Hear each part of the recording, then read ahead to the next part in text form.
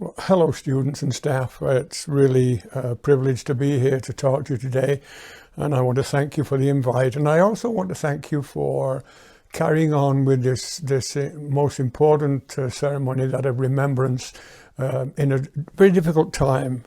Our lives are very different, aren't they, right now, and we all have to be very careful. And so for me now, speaking to you from my home rather than being with you is different, but it's different for all of us.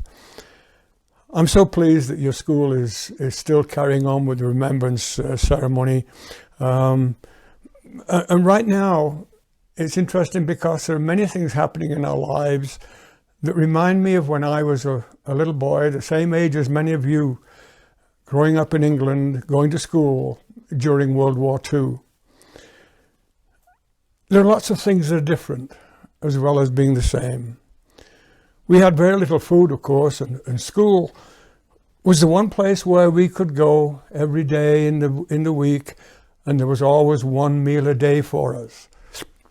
That was incredible, because at home there really wasn't much food at all. You see, while we're being attacked by an enemy that really wants to destroy us at the moment, and is very difficult to get rid of, the same thing was happening for me, but it was a different enemy. It was an enemy that was after us with bombs and bullets. We couldn't go anywhere, just as you can't go anywhere. We stayed for long times in very small air raid shelters.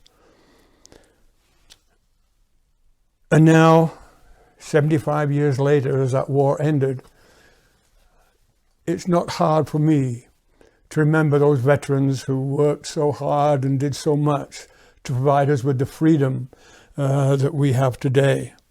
And of course, we do have lots of freedom. It came to us because of those men and those women who went away to fight for peace, to make sure that we were not going to be controlled by those who wanted to control everything that we said, everything we did. We weren't allowed to have free speech. And of course, we have those kinds of freedoms today, don't we?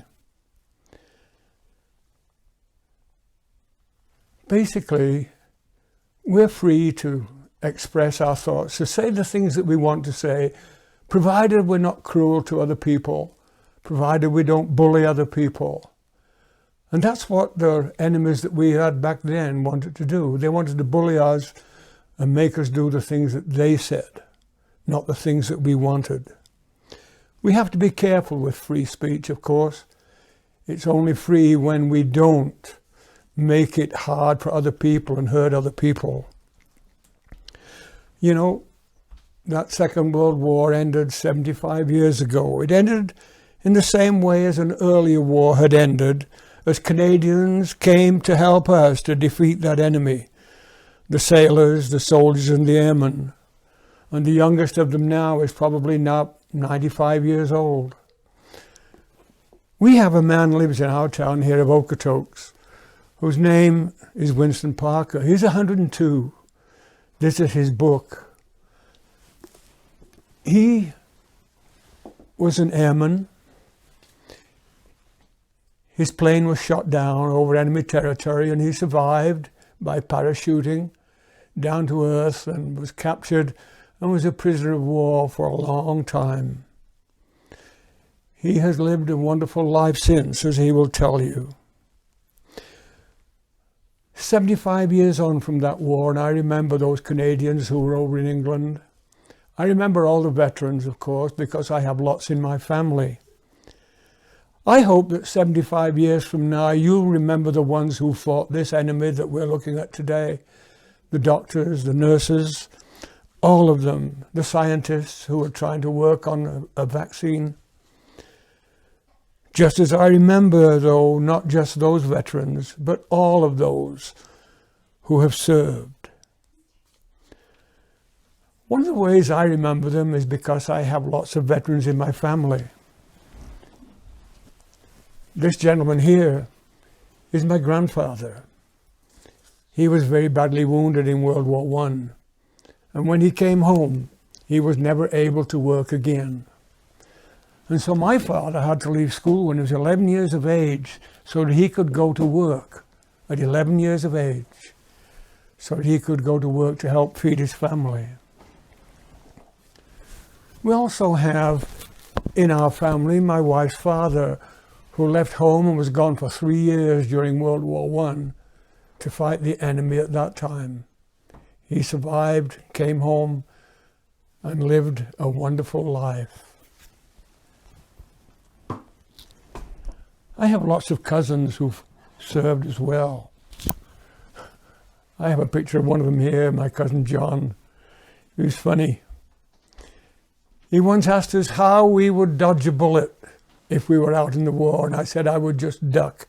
I remember saying that as a little boy to him, and he laughed. I had many other cousins who fought too. George and Jack and Eric, Terry, David. Some of them didn't come home. Uncle Tommy and his son never made it back. My brother-in-law was a medic during the Korean War. The list goes on, down to the present time, when we have my grandson, who is an officer in the Canadian Army. I served with the Royal Air Force. That's a rather interesting picture of me. I was 17 years of age, and it was my first day in the uniform of the Royal Air Force. And so you see, for me, remembering and caring for those veterans is very easy. But why should you? After all, these things happened long before you were born. Well, I mentioned it earlier. It's because we're free to do the things that we want to do, provided we don't hurt other people. We're free to speak our minds. We're free to make our friends and join groups, provided we don't prevent others from doing the same kind of thing. And so we remember them to thank them for the life we normally enjoy here in Canada. And how did all this happen? Well, our enemies wanted to take those things away from us. They wanted to make sure that we only said the things that they agreed with, that we thought their thoughts, that we did their deeds, and we basically carried on the hatred that they had and their desire to control us. And so that's why we must always remember the veterans who took that away and gave us the freedom. Doing that, many of them gave their lives. Almost 120,000 Canadians died trying to preserve that freedom that we enjoy. They saved us from being controlled by people who didn't want us to have the freedom to do the things we can do here. I have one thing to ask for you. If you see or meet or know a veteran, I'd ask you to do one thing. Go up to him or her and say, "Thank you. Thank you for your service and my freedom. Thank you for having me. Be careful, be safe, be healthy, and always remember, freedom is not free."